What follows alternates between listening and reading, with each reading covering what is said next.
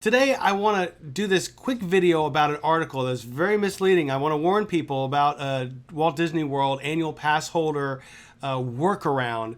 I read an article in an otherwise very reputable Disney-related blog and YouTube channel. I saw the blog, it came through on my Facebook, and I was like, yes! Because if you're not aware, pass holders can't get a reservation as easily as park ticket holders or resort people staying at a Disney resort. And I was like, gosh, I want to go there today, and if I had a ticket or if I stayed at a resort, there's available spots open.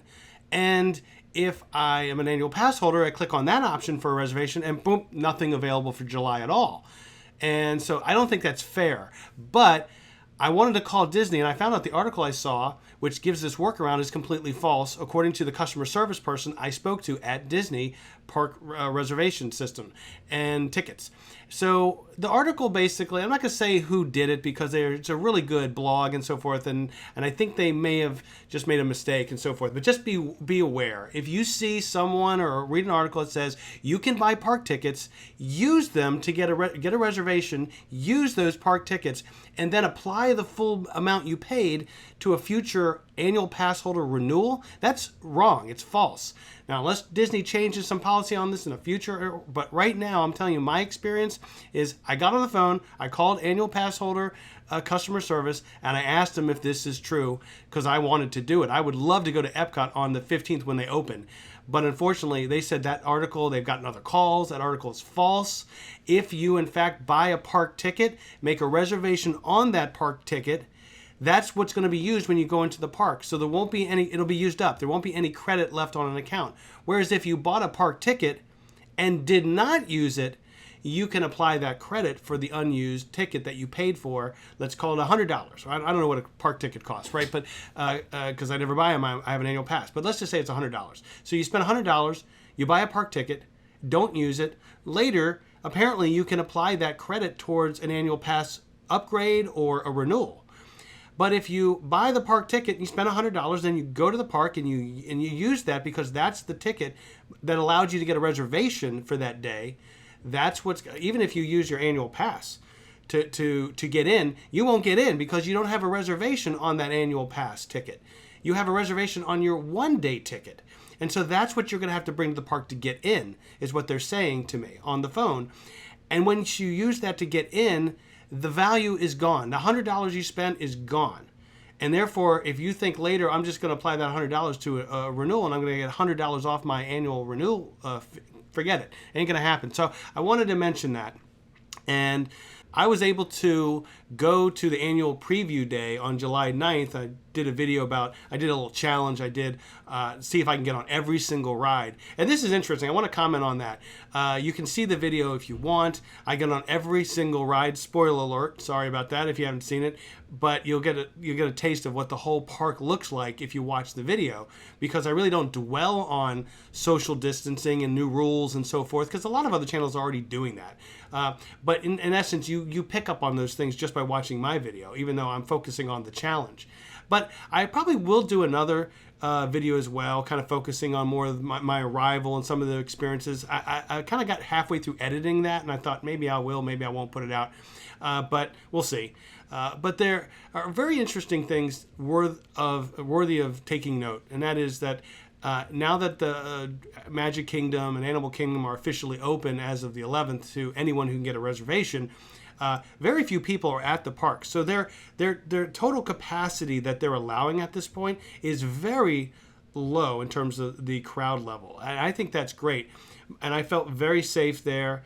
I've been back to Universal Studios as well. I would say I felt a little safer there because they were like over the top. Now it's been about a month or so I don't know how they are now. But when we went back at the very beginning when Universal Studios opened, it was, I mean, you didn't get on a ride without getting your hands squirted with hand sanitizer. And they were like wiping down rides after like every single ride, and so you'd have to wait there. So the wait time was a little longer. Disney is, sanitizing rides about every 2 hours, apparently. And while I was on the line waiting for Seven Dwarfs Mine Train and also Big Thunder Mountain Railroad, those two coasters, both times there was a slight delay where they made an announcement that they're stopping the rides while they do the sanitation. That process only takes about 5 minutes, and then the line starts moving again. So it was incredibly low wait time for all the rides. The only exception in my instance was, which I mentioned in the video, was the Jungle Cruise. That took over 30 minutes. And that's not normally bad wait time for a popular ride at Disney. If you jump back several months, that's like nothing, right? On this day, considering most rides were literally a walk-on, that was a long wait by comparison to everything else. But it was a fun day. I'd say it was one of the best days, even with the mask, one of the best days ever at Disney. I got so much in that you normally cannot do in the time period. And a couple people have made comments since, not to my video, but talking about now is a good time to hit all the rides, and people can do that. I'm thinking, hey, that's exactly what I did. That's what I went there with the purpose of doing. But I've heard people say that you can complete all the rides in just a few hours. Or if you get there at 9 o'clock, by lunchtime or noon, you could have them all in. I'm telling you right now, I'd love to see if anyone can make that happen. I don't believe that's possible. I don't believe that's possible, even if just the time it takes to walk from one place to another, if you can get it in that short period of time. It took me from 9:45 in the morning when I got there and started up until almost just about 5 o'clock before I was done. So I had 2 hours to spare because they're now closing at 7 p.m., but it took all day. And I only stopped one time.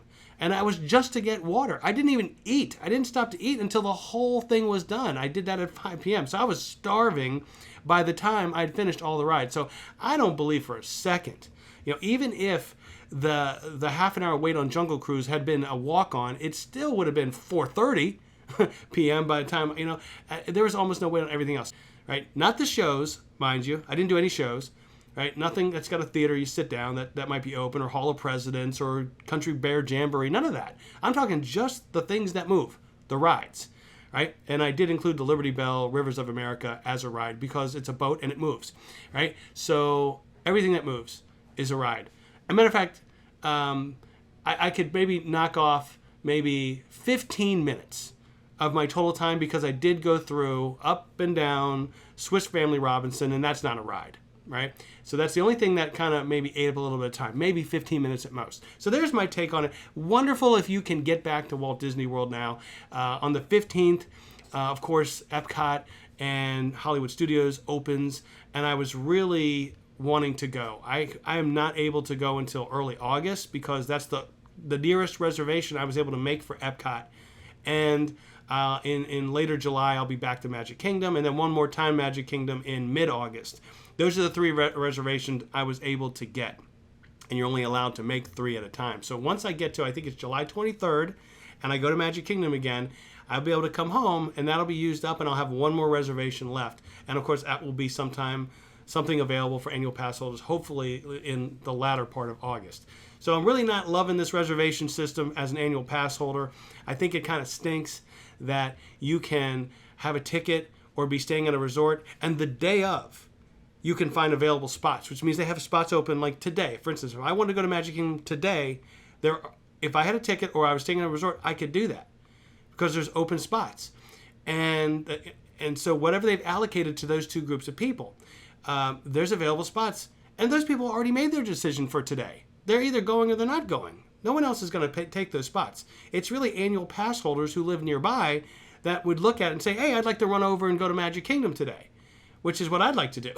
But unfortunately, I can't, even though there's available spots open because I'm an annual pass holder. I'm not staying at a resort, and I'm not a ticket holder. Of course, people staying at the resorts are ticket holders, generally speaking, or annual pass holders. So if you're an annual pass holder, you could get around the lack of reservation spots by staying at a hotel. But then, once again, you're just spending a lot of money unnecessarily just to get into the theme park. And I'm not willing to do that. I'm just going to have to wait. But I wish I could go to Epcot on the 15th. I love Epcot. Matter of fact, leave a comment down below. Which is your favorite of the 4 main theme parks? Of course, there's 2 water parks too, but out of the 4 main Walt Disney World theme parks, which one is your favorite? I'll tell you right now, my favorite, it's a tough one. Boy, because I love Magic Kingdom, but it's a tough one. But I'd have to go with Epcot.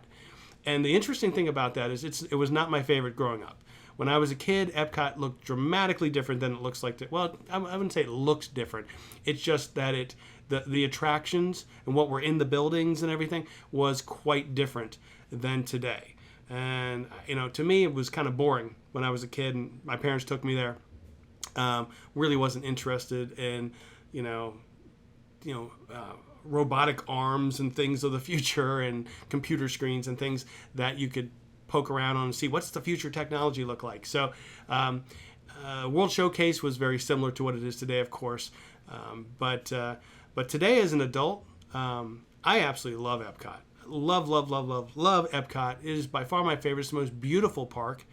And the festivals and the concert series that they put on are just absolutely, just unbeatable. I love it. I love Epcot. Can't stress that enough. So I can't wait till hopefully things do return back to normal, if they ever do.